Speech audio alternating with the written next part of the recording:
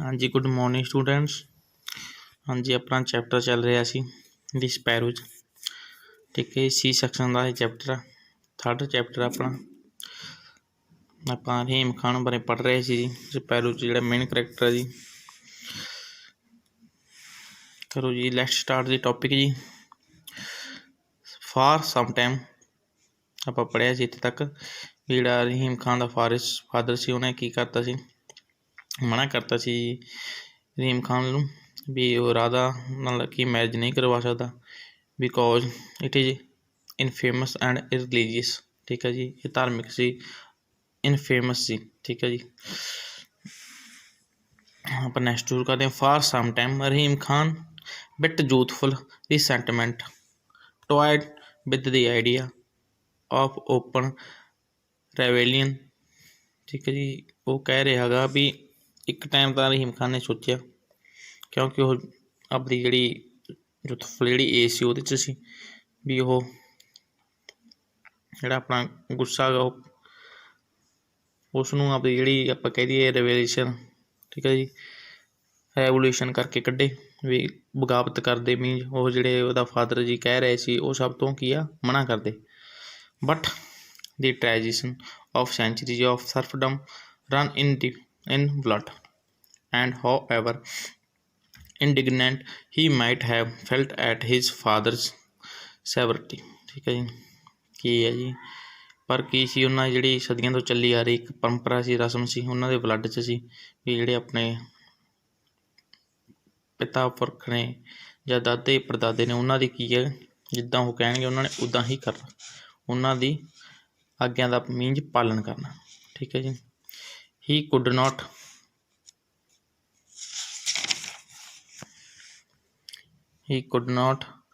summon up enough courage to defy paternal authority. ਕੀ ਹੈ ਜੀ, ਉਹ ਇੰਨਾ ਹੌਸਲਾ ਇਕੱਠਾ ਹੀ ਨਹੀਂ ਕਰ ਰਿਹਾ ਪਾਇਆ ਕਿ ਉਹ ਆਪਣੇ ਜਿਹੜੇ ਫਾਦਰ ਸੀ ਉਹਨਾਂ ਦੀ, ਆਪਣੇ ਜਿਹੜੇ ਪਿਤਾ ਪੁਰਖ ਜਿਹੜੀ ਉਹਨਾਂ ਦਾ ਅਥਾਰਟੀ ਸੀ ਉਹਨੂੰ ਕੀ ਹੈਗਾ ਵੀ ਉਹਦੇ ਵਿਰੁੱਧ ਜਾ ਸਕੇ, ਉਹਦਾ ਮੁਕਾਬਲਾ ਕਰ ਸਕੇ। ਠੀਕ ਹੈ ਜੀ, social traditions after a few day the circus left the Rahim Khan without Rahim Khan and furtive romance with Radha came to an abrupt end।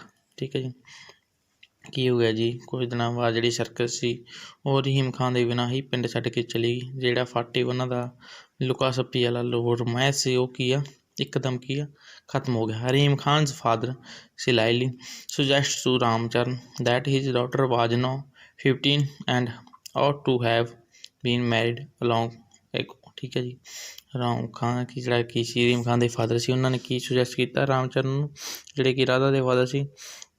ਉਹਨੇ ਕਿਹਾ ਵੀ ਜਿਹੜੀ ਰਾਧਾ ਕੀ 15 ਈਅਰ ਦੀ ਹੋ ਗਈ ਹੈ ਅਤੇ ਹੁਣ ਤੱਕ ਜਿਹੜੀ ਉਹਦੀ ਮੈਰਿਜ ਆ ਹੋ ਜਾਣੀ ਚਾਹੀਦੀ ਸੀ।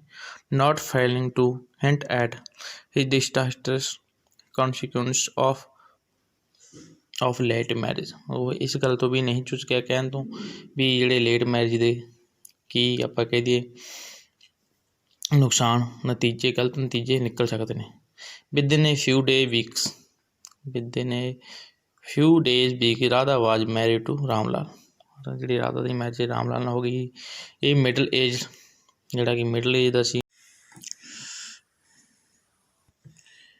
ਪੋਰਟ ਵੈਲਿਡ ਵਾਨੀਆ ਆਫ ਦੀ ਨੇਬਰਿੰਗ ਵਿਲੇਜ। ਕੀ ਹੈ ਜਿਹੜੇ ਆਪਾਂ ਕਹਿ ਦਈਏ ਜਿਹਦਾ ਪੇਟ ਬਾਹਰੋਂ ਨਿਕਲਿਆ ਸੀ ਉਹ ਬਾਨੀਆ। ਠੀਕ ਹੈ ਜੀ, ਉਹਦੇ ਨਾਲ ਰਾਧਾ ਦੀ ਮੈਰਿਜ ਹੋ ਗਈ ਜੀ। With a few sad tear shed in the solitude of the night in memory of her hopeless romance with Rahim Khan, she quickly reconciled herself to her fate and proceeded forthwith to be the mother of half a dozen children। ਠੀਕ ਹੈ ਜੀ, ਕਿ ਥੋੜ੍ਹੇ ਜਿਹੇ ਆਪਾਂ ਕਹਿ ਦਈਏ ਜਿਹੜੀ ਰਾਧਾ ਸੀ ਥੋੜ੍ਹਾ ਜਿਹਾ ਦੁਖੀ ਹੋਣ ਤੋਂ ਬਾਅਦ, ਥੋੜ੍ਹੇ ਜਿਹੇ ਟੀਅਰ ਵਹਾਉਣ ਤੋਂ ਬਾਅਦ ਕੀ ਹੈ ਜੀ ਉਹਨੇ ਆਪਣਾ ਜਿਹੜਾ ਹੋਪਲੈਸ ਰੋਮੈਂਸ ਸੀ ਵਿਦ ਉਹਨੂੰ ਕੀ ਹੈ ਜੀ ਭੁੱਲ ਗਈ। ਠੀਕ ਹੈ ਜੀ, ਅਤੇ ਉਹ ਅੱਗੇ ਜਾ ਕੇ ਕੀ ਪ੍ਰੋਸੀਜ ਹੋਈ ਉਹ 6 ਬੱਚਿਆਂ ਦੀ ਕੀ ਆਪਾਂ ਕਹਿ ਦਈਏ ਹਾਫ ਏ ਡਜ਼ਨ ਚਿਲਡਰਨ ਦੀ ਮਦਰ ਬਣੀ। Rahim Khan also got married he had of course no choice in the matter. Rahim Khan ਨੇ ਆਪ ਵੀ ਕੀ ਹੈ ਮੈਰਿਜ ਕਰ ਲਈ ਕਿਉਂਕਿ ਉਹਦੇ ਕੋਲ ਕੋਈ ਹੋਰ ਚੋਇਸ ਹੀ ਨਹੀਂ ਸੀ। His parents select the girl fixed the date, ਉਹਨਾਂ ਨੇ ਫਿਰ ਫਿਕਸ ਡੇਟ ਕੀਤੀ। Order some goodly clothes for him, Rahim Khan ਲਈ ਜਿਹੜੇ ਚਮਕਦਾਰ ਕੱਪੜੇ ਜੋ ਸਿਲੈਕਟ ਕੀਤੇ। And some silver ornament for his bride ਲਈ ਸਮ ਜਿਹੜੇ ਆਪਾਂ ਕਹਿ ਦਈਏ ਸਿਲਵਰ ਜਿਹੜੇ ਜੁਐਲਰੀ ਵਗੈਰਾ ਨੇ ਉਹ ਸਿਲੈਕਟ ਕੀਤੀ। Made him sit on a horse, and ਉਹਨੂੰ ਹੋਰਸ 'ਤੇ ਬਿਠਾਇਆ ਗਿਆ। And to the beat of brass band took him to the girl's house where the nikah was duly perform. ਠੀਕ ਹੈ ਜੀ, ਇੱਥੇ ਤੱਕ ਆਪਣਾ ਹੋ ਗਿਆ ਵੀ ਉਹਦਾ ਨਿਕਾਹ ਹੋ ਗਿਆ। ਠੀਕ ਹੈ ਜੀ, ਇੱਥੇ ਗਰਲ ਦੇ ਘਰੇ। ਟੂ ਦੀ ਕਾਜੀ ਫਾਰਮਲ ਕੁਆਚਰ ਰਹੀਮ ਖਾਨ ਮਕੈਨੀਕਲੀ ਨੋਡਡ ਹਿਜ ਹਿੱਡ, ਜਦੋਂ ਜਿਹੜਾ ਕਾਜੀ ਸੀ ਉਹਨੇ ਉਦੋਂ ਨਿਕਾਹ ਦੇ ਟਾਈਮ ਜਿਹੜੇ ਕੁਐਸਚਨ ਪੁੱਛੇ ਨੇ ਉਹਨਾਂ ਦੇ ਆਨਸਰ ਪੁੱਛਿਆ। ਠੀਕ ਹੈ ਜੀ, ਤਾਂ ਉਹਨੇ ਨੋਡਡ ਲਈ ਹਿਜ ਹੈਡ, ਉਹਨੇ ਚੁੱਪ-ਚਾਪ ਮਸ਼ੀਨ ਦੀ ਤਰ੍ਹਾਂ ਆਪਣਾ ਕੀ ਸੀ ਹੈਡ ਹਿਲਾ ਦਿੱਤਾ, ਹਾਂ ਕਰ ਦਿੱਤੀ। Any other course was impossible, ਕਿਉਂਕਿ ਹੋਰ ਚੀਜ਼ ਕੋਈ ਪੋਸੀਬਲ ਹੀ ਨਹੀਂ ਸੀ। Nobody of course care to ask the sad little girl who sat huddled in a dark room only dimly conscious of the fate to which she had been condemned। ਠੀਕ ਹੈ ਜੀ, ਜਿਹੜੀ ਗੱਲ ਸੀ ਦੂਸਰੀ ਤਰਫ ਆਪਾਂ ਜਿਸ ਨਾਲ ਰਹੀਮ ਖਾਨ ਦੀ ਮੈਰਿਜ ਹੋ ਰਹੀ ਸੀ ਉਸ ਤੋਂ ਵੀ ਉਹਦੀ ਕੀ ਰਿਆਇਜ ਨੇ, ਉਸਦੇ ਕੀ ਹਿਸਾਬ ਨੇ, ਉਹਨਾਂ ਬਾਰੇ ਕੁਛ ਵੀ ਨਹੀਂ ਪੁੱਛਿਆ ਗਿਆ। ਠੀਕ ਹੈ ਜੀ, ਉਹਦਾ ਵੀ ਚੁੱਪ-ਚਾਪ ਇੱਦਾਂ ਹੀ ਰਹੀਮ ਖਾਨ ਵਾਂਗ ਠੀਕ ਹੈ ਜੀ ਮੈਰਿਜ ਕਰ ਦਿੱਤੀ। After the ceremony Rahim Khan father in a mood of self congratulation boasted to his wife, Rahim Khan ਦੀ ਕੀ ਹੈ ਜੀ ਮੈਰਿਜ ਤੋਂ ਬਾਅਦ ਆਪਣੇ ਆਪ ਨੂੰ ਕੰਗ੍ਰੈਚੁਲੇਸ਼ਨ ਕਰਦੇ ਰਹੇ ਫਾਦਰ ਨੇ ਆਪਣੀ ਵਾਈਫ ਨੂੰ ਕਿਹਾ। ਸੀ ਹਾਊ ਮੀਕਲੀ ਹੀ ਓਬੇਡ ਮੀ, ਉਹਨੇ ਕੀ ਪੁੱਛਿਆ ਜੀ ਆਪਣੀ ਵਾਈਫ ਨੂੰ ਦੱਸ ਕਿਹਾ ਵੀ ਦੇਖ ਉਹਨੇ ਕਿਵੇਂ ਚੁੱਪ-ਚਾਪ ਕੀ ਹੈ ਮੇਰੀ ਜਿਹੜੀ ਆਗਿਆ ਸੀ। ਠੀਕ ਹੈ ਜੀ, ਜਿਹੜੇ ਮੇਰੇ ਔਡਰ ਸੀ ਉਹਨੇ ਮੰਨ ਲਏ। ਰਹੀਮ ਖਾਨ ਨੂੰ ਕਹਿ ਰਿਹਾ ਸੀ ਜੀ ਉਹ you always feared he might refuse to fail in our arrangement, ਉਹ ਕਹਿ ਰਿਹਾ ਵੀ ਤੈਨੂੰ ਹਮੇਸ਼ਾ ਲੱਗਦਾ ਸੀ ਕਿ ਜਿਹੜੇ ਸਾਡੇ ਅਰੇਂਜਮੈਂਟ ਉਹਨਾਂ ਨੂੰ ਮੰਨਣ ਤੋਂ ਰਿਫਿਊਜ਼ ਕਰ ਦੂੰ। ਆਈ ਨੋ ਦਿਸ ਯੰਗਸਟਰ, ਉਹ ਕਹਿ ਰਿਹਾ ਵੀ ਮੈਂ ਇਹਨਾਂ ਯੰਗਸਟਰ ਨੂੰ ਜਾਣਦਾ। They are apt to be restless in if their marriage is delayed, ਉਹ ਕਹਿੰਦਾ ਇਹ ਜਿਹੜੇ ਯੰਗਸਟਰ ਨੇ ਉਹ ਚਿੰਤਤ ਹੋ ਜਾਂਦੇ ਨੇ, ਉਤਸ਼ਾਹ ਇਰੀਟੇਟ ਹੋ ਜਾਂਦੇ ਨੇ ਅਗਰ ਇਹਨਾਂ ਦੀ ਜਿਹੜੀ ਮੈਰਿਜ ਆ ਉਹ ਡਿਲੇ ਕੀਤੀ ਜਾਵੇ। ਦੈਟ ਇਜ਼ ਵਾਈ ਆਵਰ ਜਿਹੜਾ ਫਾਦਰ ਬਿਲੀਵਡ ਇਨ ਮੈਰਿੰਗ ਅਵੇ ਦੇਅਰ ਚਿਲਡਰਨ ਅਰਲੀ, ਉਹ ਰਹੀਮ ਖਾਨ ਦੇ ਫਾਦਰ ਕਹਿ ਰਹੇ ਨੇ ਵੀ ਇਸ ਲਈ ਜਿਹੜੇ ਸਾਡੇ ਫਾਦਰ ਸੀ ਉਹ ਜਿਹੜੀ ਮੈਰਿਜ ਸੀ ਬੱਚਿਆਂ ਦੀ ਜਲਦੀ ਕਰ ਰਹੇ ਸੀ। No he will be all right, ਹੁਣ ਕੀ ਆ ਸਭ ਕੁਝ ਠੀਕ ਹੈ। At that very moment standing on the threshold of room, ਉਹ ਕਹਿੰਦਾ ਇਸ ਮੂਮੈਂਟ 'ਤੇ ਮੈਰਿਜ ਤੋਂ ਬਾਅਦ ਜਿਹੜਾ ਰਹੀਮ ਖਾਨ ਸੀ ਜੀ ਉਹ ਥ੍ਰੈਸ਼ੋਲਡ ਹੁੰਦਾ ਜੀ ਦਹਲੀਜ਼, ਰੂਮ ਦੀ ਦਹਲੀਜ਼ 'ਤੇ ਖੜਾ ਹੈ ਜੀ ਸੋਚ ਰਿਹਾ। ਵੇਅਰ ਹਿਜ ਵਾਈਫ ਅਵੇਟਡ ਹਿਮ ਸੱਚ as a sheep ਅਵੇਟਸ the butcher, ਜਿਹੜੀ ਉਹਦੀ ਵਾਈਫ ਆ ਉਹ ਅੰਦਰ ਉਹਨਾਂ ਨੂੰ ਕੀ ਆ ਉਹ ਦਹਲੀਜ਼ 'ਤੇ ਖੜਾ ਅਤੇ ਉਹਦੀ ਵਾਈਫ ਉਹਦਾ ਅੰਦਰ ਬੈਠੀ ਵੇਟ ਕਰ ਰਹੀ ਹੈ। Rahim Khan made a terrible resolve to avenge himself on his parents, Rahim Khan ਨੇ ਕੀ ਇੱਕ ਇੱਦਾਂ ਦਾ ਡਿਸੀਜ਼ਨ ਲਿਆ ਜੀ, ਟੈਰੀਬਲ ਡਿਸੀਜ਼ਨ ਲਿਆ ਕਿ ਉਹ ਆਪਣਾ ਜਿਹੜਾ ਬਦਲਾ ਗਾ ਆਪਣੇ ਪੇਰੈਂਟਸ ਦਾ ਬਦਲਾ ਹਿਜ ਫੈਮਿਲੀ ਔਨ ਸੁਸਾਇਟੀ। ਠੀਕ ਹੈ, ਜਿਹੜੀ ਸੁਸਾਇਟੀ ਨੇ ਜਿਹੜੀ ਫੈਮਿਲੀ ਨੂੰ ਇੰਨਾ ਕੀਤਾ ਉਹ ਕੀ ਹੈ ਜੀ ਉਹ ਆਪਣੀ ਵਾਈਫ ਤੋਂ ਲਊਗਾ। ਠੀਕ ਹੈ ਜੀ, he held them all responsible for the frustration of his life dream, ਉਹਨੇ ਜਿਹੜੀਆਂ ਆਪਣੀਆਂ ਸਾਰੀਆਂ ਲਾਈਫ ਦੀਆਂ ਫਰਸਟ੍ਰੇਸ਼ਨ ਸੀ ਠੀਕ ਹੈ ਜੀ ਉਹਦੇ ਸਾਰਾ ਜ਼ਿੰਮੇਵਾਰ ਕਿਹਨੂੰ ਮੰਨਦਾ ਸੀ ਜੀ ਉਹ ਸੁਸਾਇਟੀ ਨੂੰ। ਠੀਕ ਹੈ ਜੀ, ਫੈਮਿਲੀ ਨੂੰ, ਪੇਰੈਂਟਸ ਨੂੰ।